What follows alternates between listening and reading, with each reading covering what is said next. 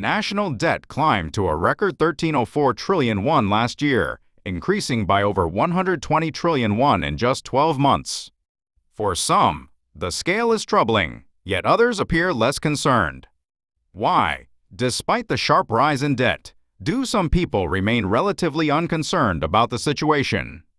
The concept and nature of national debt. In the past, an increase in national debt alone was considered dangerous. Recently, however, national debt is no longer evaluated simply by whether the amount is large or small. The criteria have shifted to also consider how much the economy is growing, the level of interest rates, and whether fiscal conditions are sustainable. National debt is the amount a government must repay to its creditors. It largely comes from selling government bonds or borrowing from banks and foreign entities. Such borrowing is a natural part of financing infrastructure projects like roads or carrying out government operations. In that sense, national debt is not only a burden but also an outcome of managing the economy. Structural causes of rising national debt. National debt increases due to multiple factors working together rather than a single policy. The biggest reason is demographic change.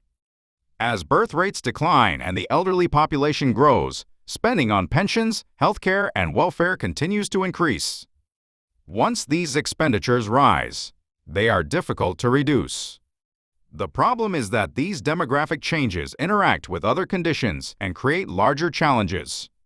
As the working population decreases due to aging, less tax revenue is collected. If the economy weakens at the same time, the government may spend more money or reduce taxes to stimulate economic activity.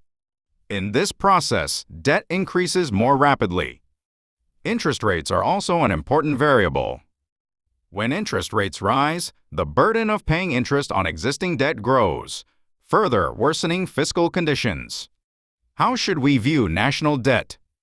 Since national debt increases as a result of multiple interacting forces, judging it by size alone can be misleading. What matters is the framework used to assess it. The first step is to consider whether a country has the capacity to manage its debt effectively.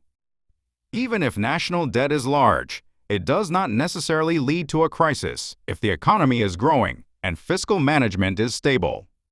We should also consider how the money is used. If it is invested in improving productivity, debt can become a foundation for growth. From this perspective, national debt is best understood not only in terms of its size, but also by how it was created and where the resources were directed.